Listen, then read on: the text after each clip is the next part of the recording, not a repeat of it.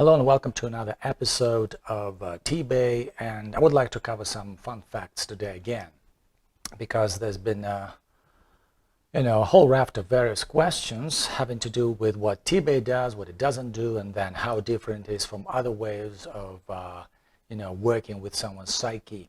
Well, technically speaking, there's a traditional approach with a lot of therapy or coaching and what have you, which calls for a certain degree of commitment on the part of the person, on the part of the client, seeking to change things that he or she doesn't like in herself, or things that present, in this insurmountable burden or hurdle to improve, this person's personal or professional qualities.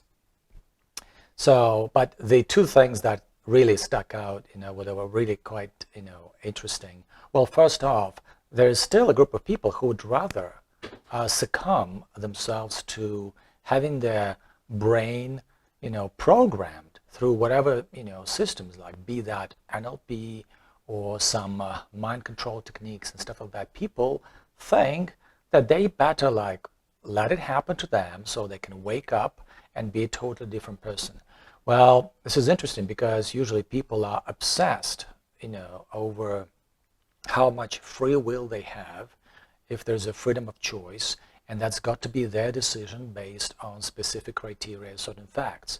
So therefore, I find it, interesting that when I say that I do not use any of those mental techniques, so people find it, like, okay, well, how does that happen and stuff, so while some people really want to be subjected to some mind control, which apparently everyone has already accustomed, to how much of that we have in media, mainstream media, social media, what have you, all over the place. So people gradually gave up their own free control and control over their lives, over their psychological and emotional states. So they don't see anything, supernatural in actually allowing, whatever's left in terms of their own free will to be given up as a result, to claim back some of those precious qualities of being joyful and calm, and discover that peace again.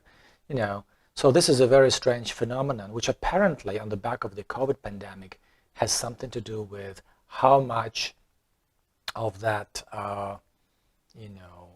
deformity in our psyche we have suffered. Then the other thing which is really interesting, when people ask me about any side effects that come as a result of working through the Teebei approach. Well, I can tell you there's one side effect which is kind of fun, because at some point people who I have worked with, for some reason they really want to push me back. It probably reminds you of, like, with kids, when you kind of have your kids and you do something good for them, they don't like it, they can kick up a row, or like throw a tantrum or do something really stupid, which you don't really understand why they did that. Well, but what I discovered was quite interesting, because when people push me back on the changes they experience deep inside, that they have identified for themselves as a profound change, they really want to, like, slap me in the face or push me back. But depending on how I handle it, which I normally kind of shrug it off, that fact that I was quite accommodating takes these people to a new level. And I can see this market change. Like, they clear this gap and they get to another level, and then they appear quite sated, quite satisfied with the progress they've made. Well, I don't know, this is really interesting. I keep repeating, I know I keep going back to this phrase, how long is one grateful for having, having his life saved by someone else? Like Ron Carucci, this famous coach who just wrote a book, To Be Honest, he told me, oh, forever, you stay grateful forever. Well, to any psychologist, there's no such thing. As we all know, people hate being indebted or obligated or owe someone, even if his or her life has been saved. Well, technically speaking, let's look at some research. Well, Dr. Jill Balti Taylor, who worked at the Harvard Medical School, she said that our brain chemicals, they have a very short term lifespan. So basically, they flush out emotions under 90 seconds. So, and there was another interesting study conducted by an associate professor from the Maastricht University, Philip Verdan, who basically graded all emotions that people experienced. And I think he had a group of volunteers, like 233 students, who he worked with to make sure he can pin down the length, the duration of an emotion people express. And the longest one, like the longest duration, turned out to be sadness. Well, that people normally feel as a result of bereavement when they grieve over someone's death in their family, that exceeded almost like 120 hours. But going back to the gratitude, when I was talking about, once your life has been saved, how grateful are you to the person who saved your life? Well, then gratitude was, I think, in between 2 or 3 minutes there. Well, it depends on the type of gratitude.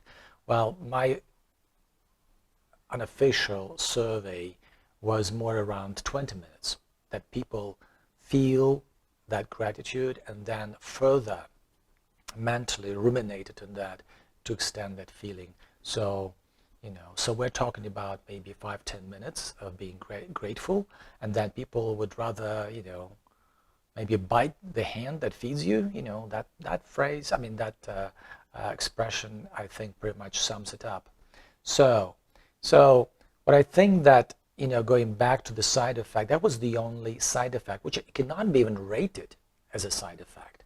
If people want to push me back after having experienced that change in them, I actually see this more as a marker, rather positive, that people being aware, like they are aware of the change within them, and then if they want to sort of like lash out at me as a result, well, that's fine, because the moment it happens, it's almost like they let that emotion go, and once they witness, it causes, no damage to me. Well, I don't get flustered over it. It sort of like reignites their process further to go to a new level.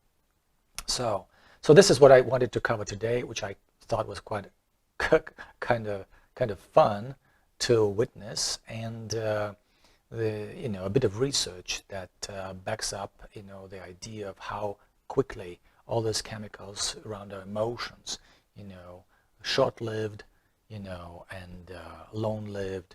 Yeah, I mean, there's definitely something in between, which lasts, a little bit less than 30 minutes. That's usually disgust or shame that people experience. But all of this stuff is gone in less than an hour.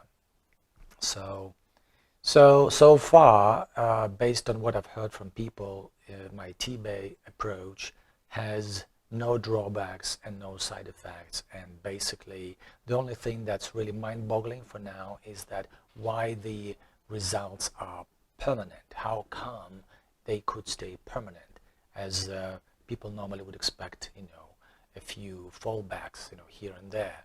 But so far, we have not witnessed any. So stay tuned. I'll be back with more.